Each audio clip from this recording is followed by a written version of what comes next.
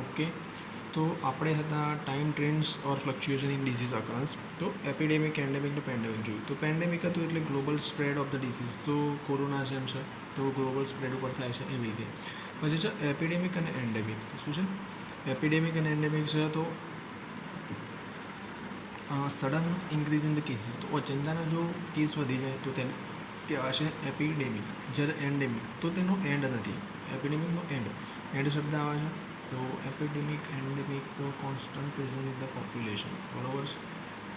તો એન્ડેમિક એટલે constant present in the population, અને જ્યારે એપિડેમિક એટલે sudden increase in the cases. પછી છે એપિડેમિયોલોજીકલ અપ્રોચ. તો descriptive, studies the disease patterns in the population, બરાબર. ડિસ્ક્રિપ્ટિવ છે એટલે શું કહેવાય? તો studies disease patterns in the population, જેમ કે હુ છે, વેર છે, વેન છે, એ બધું, બરાબર. તો કોણેથી, ક્યારે થઈ, કેટલે થઈ, એ બધું. એનાલિટિકલ જોઈએ તો identifies causes and risk factors. એક્સપેરિમેન્ટલમાં જોઈએ તો ટેસ્ટ, ઇન્ટરવેન્શન, ક્લિનિકલ ટ્રાયલ્સ, બરાબર. Principle of controlling measures and level of the prevention. તો શું છે લેવલ ઓફ ધ પ્રિવેન્શન? તો પ્રાઇમરી, સેકન્ડરી, ટર્શરી ડિઝીઝને પ્રિવેન્ટ કરી એટલે વેક્સિનેશન આપવી, અર્લી ડિટેક્શન કરવું, બરાબર છે. સ્ક્રીનિંગ, ટર્શરીમાં રિડ્યુસ ડિઝીઝ ઇમ્પેક્ટ, બરાબર છે. પછી છે disease impact rehabilitation. Control measures તો isolation, sanitation, vaccination, health education, એ બધું. Investigation of the epidemic communicable disease. તો ઇન્વેસ્ટિગેશનમાં શું કરવાનું? તો કન્ફર્મ, તો આઉટબ્રેક છે કે નહીં કન્ફર્મ કરવાનું, identify cases, source, mode of transmission, કંટ્રોલના મેઝર જોવાના. Use of basic epidemiological tools. તો કોમ્યુનિટીની ડાયગ્નોસિસ. તો આઈડેન્ટિફાઈ હેલ્થની નીડ્સ શું છે, using data, helps in effective planning and targeted intervention, એ બધું. પછી ચેપ્ટર 10 છે તો communicable disease and national health programs. તો શું છે? તો કમ્યુનિકેબલ ડિઝીઝ એટલે કે વેક્ટર બોર્ન ડિઝીઝ છે, જેમ કે એપિડેમિયોલોજી. તો શું? Study of the distribution, determinants of the vector Born disease. કઈ વેક્ટર એટલે કોઈ પણ જાતનું વેક્ટર હોય કોઈ, બરાબર, એના લીધે થતી હોય એને કહેવાય વેક્ટર બોર્ન, બરાબર, ઠીક છે. તો પ્રિવેન્શન એન્ડ કંટ્રોલ. તો insecticides, treated bed nets. Okay, prevention and control. તો ઇન્સેક્ટિસાઇડ્સ છે ને, ટ્રીટેડ બેડ નેટ્સ, બરાબર, એટલે બેડની નેટ્સ વાપરવાની ને બધું કીધું છે. ઇન્ડોર સ્પ્રેઇંગ કરવાનું, એન્વાયરમેન્ટલ સેનિટેશન ને બધું. પછી છે સ્ક્રીનિંગ એન્ડ ડાયગ્નોસિસ. તો identify early symptoms find out કરવાના. ટેસ્ટ પેરાસાઇટ, વાયરસ, બરાબર, ટ્રીટમેન્ટ ને બધી. વેક્ટર બોર્ન ડિઝીઝ કઈ છે? જેમ કે મેલેરિયા, ફિલારિયાસિસ, કાલાઝાર, જાપાનીઝ એન્સેફેલાઇટિસ, ડેન્ગ્યુ, ચિકનગુનિયા ને બધી. મેલેરિયા શું છે? તો પ્લાઝ્મોડિયમ પેરાસાઇટને લીધે થાય. મેલેરિયા પ્લાઝ્મોડિયમ પેરાસાઇટને લીધે થાય. ટ્રાન્સમિશન બાય ધ એનોફિલસ મસ્કીટો, બરાબર. અને પ્રિવેન્શન માટે મસ્કીટોનું કંટ્રોલ કરવાનું, પ્રોફાઇલેક્ટિક ડ્રગ્સનો યુઝ કરવાનો, બરાબર છે. પછી છે ફિલારિયાસિસ. તો parasitic disease transmitted by the mosquito, બરાબર. ફિલારિયાસિસ છે એ પણ ફિલારિયાસિસ એટલે હાથી પગ, આઈ થિંક, બરાબર. આનંદ એ પણ મસ્કીટોના લીધે થાય છે, બરાબર. અને વેક્ટર કંટ્રોલ કરવું જરૂરી છે, ડ્રગની એડમિનિસ્ટ્રેશન ને બધું. કાલાજાર છે એ લીશમેનિયા પેરાસાઇટના લીધે થાય છે. કઈ? Leishmania parasite transmitted by the sand ફ્લાઇઝના લીધે કાલાજાર થાય છે, બરાબર. પછી ઇન્સેક્ટિસાઇડ વાપરો, વેક્ટર કંટ્રોલ. પછી JE, Japanese encephalitis, viral infection transmitted by the mosquito, prevention, vaccination, mosquito control. ડેન્ગ્યુમાં જોઈએ તો viral infection transmitted by the Aedes mosquito, બરાબર. તો એડિસ મોસ્કીટોના લીધે થાય છે, બરાબર. પ્રિવેન્શનમાં જોઈએ તો મોસ્કીટોનું કંટ્રોલ, એલિમિનેશન, સ્ટેગ્નન્ટ વોટર ને બધું. ચિકનગુનિયામાં જોઈએ તો viral infection transmitted by the Aedes mosquito. તો ચિકનગુનિયા એડિસ મોસ્કીટોના, મોસ્ટ ઓફલી એડિસ મોસ્કીટો બધા એડિસ મોસ્કીટોવાળા જ છે, બરાબર છે. એમાં ચિકનગુનિયા, ડેન્ગ્યુ, ચિકનગુનિયા બતાવીએ, મલેરિયા, પ્લાઝ્મોડિયમ પેરાસાઇટના લીધે થાય છે. પ્રિવેન્શન તો મોસ્કીટોનું કંટ્રોલ કરવાનું એમ બધું. કમ્યુનિકેબલ ડિઝીઝની અંદર જોઈએ તો ઇન્ફેક્શન ડિઝીઝ. તો એપિડેમિયોલોજી શું છે? તો અન્ડરસ્ટેન્ડ ટ્રાન્સમિશન, સ્પ્રેડ અને રિસ્ક શું છે ડિઝીઝનું. પ્રિવેન્શન માટે વેક્સિનેશન, સેનિટાઇઝેશન, હાઇજીનનો યુઝ કરી શકો છો, બરાબર. સ્ક્રીનિંગ એન્ડ ડાયગ્નોસિસમાં રેગ્યુલર હેલ્થ ચેકઅપ્સ, પછી early detection, prompt treatment and follow up.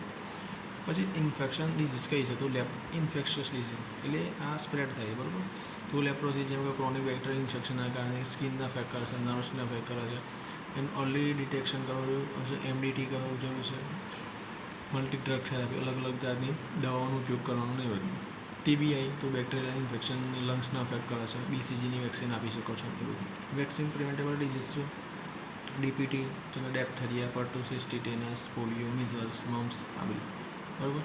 Prevent through the vaccination જેમ કે ડીપીટી ને MMR બરાબર, મિસલમાં રૂબેલા અને ડિપ્થેરિયા, પર્ટુસિસ અને ટીટેનસ બરાબર. પછી એન્ટ્રિક ફીવર ટાઇફોઇડ શું છે તો કોઝ બાય સાલ્મોનેલા બેક્ટેરિયા. આ એક વોટર બોર્ન ડિઝીઝ છે બરાબર, food borne disease, water borne બરાબર. હાઇજીન વેક્સિનેશન કરવું જરૂરી છે જેમ કે વાયરલ હિપેટાઇટિસ છે, liver infection caused by the hepatitis virus, prevention કરવું જરૂરી છે વેક્સિનેશન, સેનિટાઇઝર.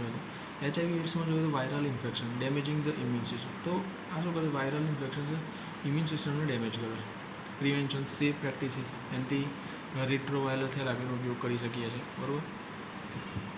પછી રિપ્રોડક્ટિવ ટ્રેક ઇન્ફેક્શનમાં જોઈએ તો HIV હોય, એઇડ્સ હોય, સિફિલિસ, ગોનોરિયા અને બધું આવી ગયું. સેફ સેક્સ કરવું જરૂરી છે, અર્લી ટ્રીટમેન્ટના બધું. ડાયરિયાની અંદર વાત કરું તો prevent through the safe drinking water diarrhoea બરાબર. આ વોટર બોર્ન ડિઝીઝ અને food borne disease, hygiene maintain કરવાનું. પછી RTI બરાબર, રેસ્પિરેટરીનો ડિઝીઝ હોય તો વેક્સિન, હાઇજીન, માસ્ક વાપરો COVID-19 માટે.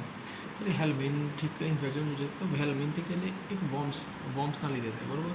કીડા મકોડા, અળસી અને આને તેમ બધું એ બધા વોર્મ્સમાં આવી ગયા તો એના લીધે ઇન્ફેક્શન થાય. Prevention through the hygiene, sanitation એ બધું. સ્કેબીઝ આવી બરાબર, પેડિક્યુલોસિસ, પેરાસાઇટિક સ્કિન ઇન્ફેક્શન છે.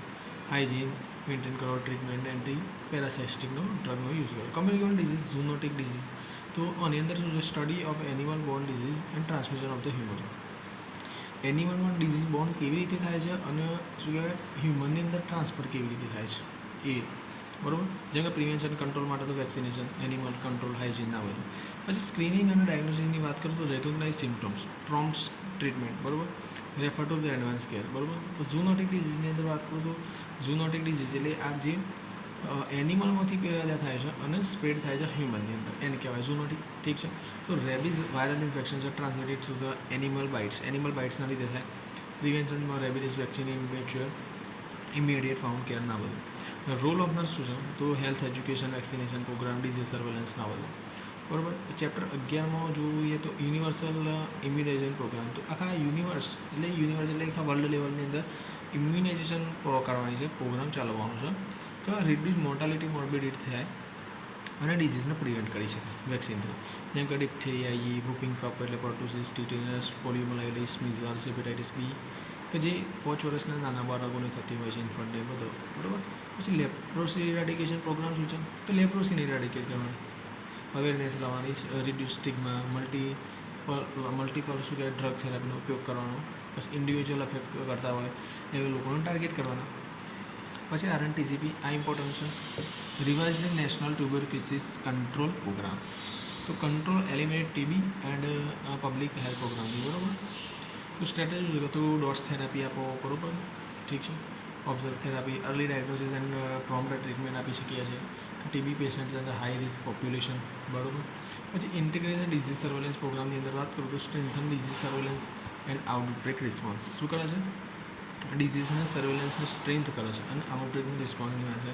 તો focus area, enteric fever, diarrhoea આ બધું ઇન્ટિગ્રેટેડ ડિઝીઝ સર્વેલન્સ પ્રોગ્રામ કે જે ડિઝીઝને સર્વેલન્સ કરવાનું છે, સર્વે કરવાનું છે બરાબર. કઈ જગ્યાએથી ડિઝીઝ ઉત્પન્ન થાય છે, કેટલા એરિયામાં ફેલાય છે, કયા સમયે ફેલાય છે, આ બધું સર્વે કરવાની. તો એને કહેવાય ઇન્ટિગ્રેટેડ ડિઝીઝ સર્વેલન્સ પ્રોગ્રામ.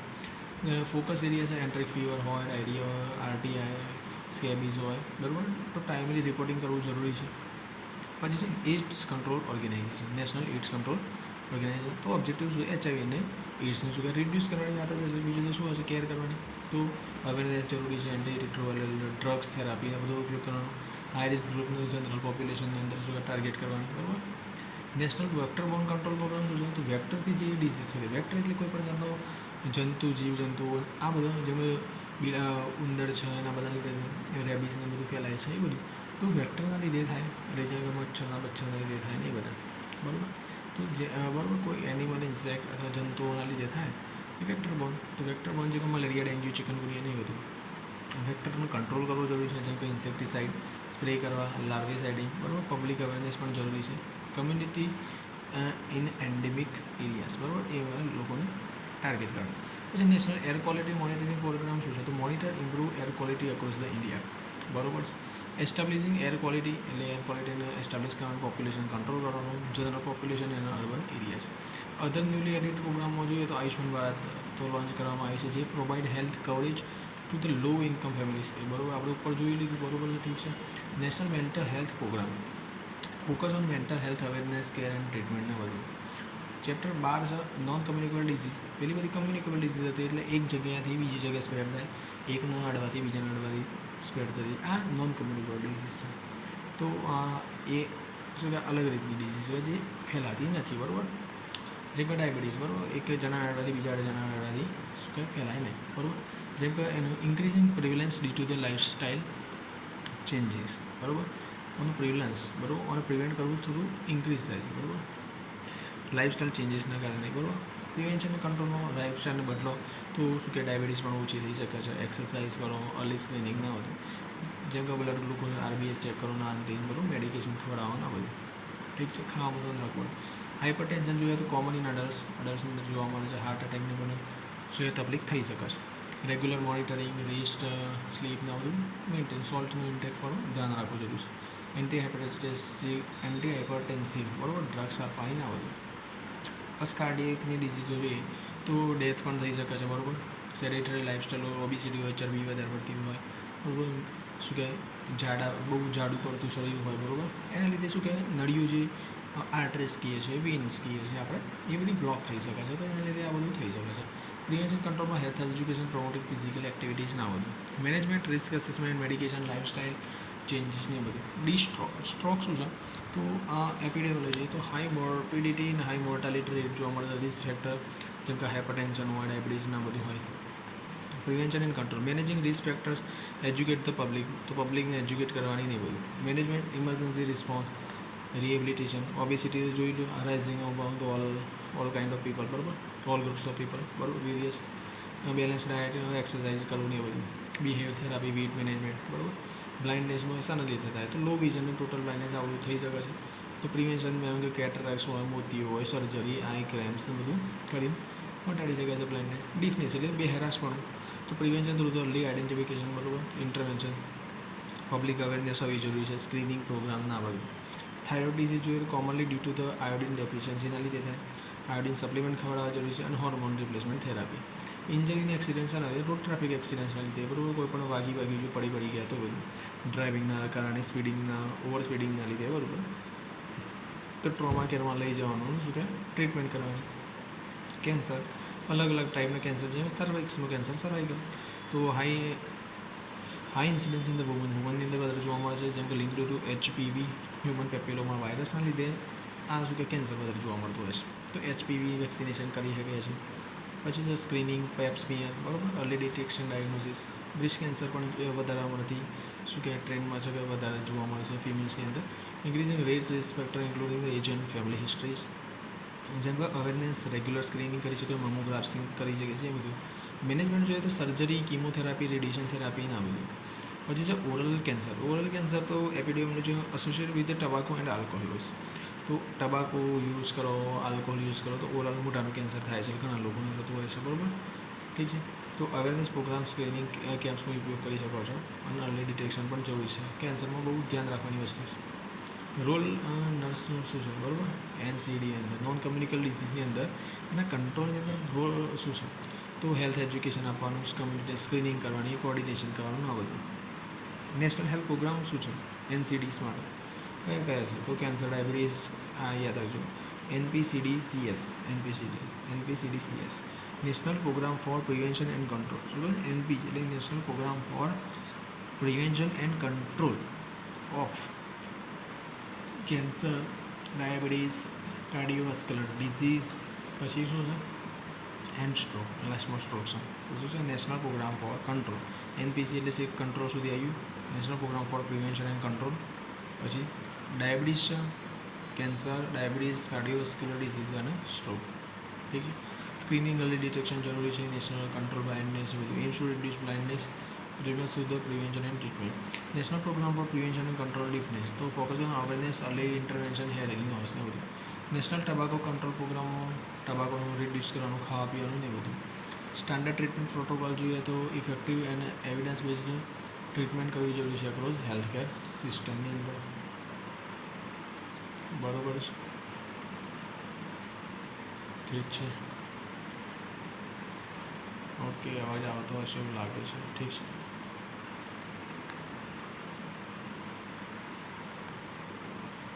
બરાબર. ઓબ્જેક્ટિવ તો enjoy effective and evidence based treatment practice across the health care setting. બરાબર. પછી છે સ્કૂલ હેલ્થ સર્વિસ છે, તો હેલ્થને એજ્યુકેશન આપવાનું, પ્રમોટ કરવાનું, હેલ્થને પ્રિવેન્ટ ડિઝીઝ કરવાનું, આ બધું સ્કૂલ લેવલ પર અવેર આપવાનું, છોકરાઓને જાગૃત કરવાનું, બધાને જણાવવાનું. બરાબર. જેમ કે માલન્યુટ્રિશન છે, ઓબેસિટી છે, ડેન્ટલના ઇસ્યુ છે. બરાબર. નખ કાપો, વાળ કાઢો, સ્વચ્છતા રાખો, બાળકોને આપણે શીખવાડતા જ હોઈએ છીએ ઓલરેડી. બરાબર. મેન્ટલ હેલ્થ ઇસ્યુ તો health screenings, immunization, health education and promotion, maintenance of the health records, keeping tracks of the student health data, initiation and planning to collaborate with the schools to implement health services. બરાબર. Role of school health nurse શું છે? તો provide health education provide કરે છે, conduct screenings and manage health issue in the school. બરાબર. તો I think આટલા પૂરું થઈ ગયું છે. બરાબર. 50 પેજીસ. ઓકે. તો આ કમ્યુનિટી હેલ્થ નર્સિંગ 1 પાર્ટ 2 થઈ ગયું પૂરું. Community health nursing 1.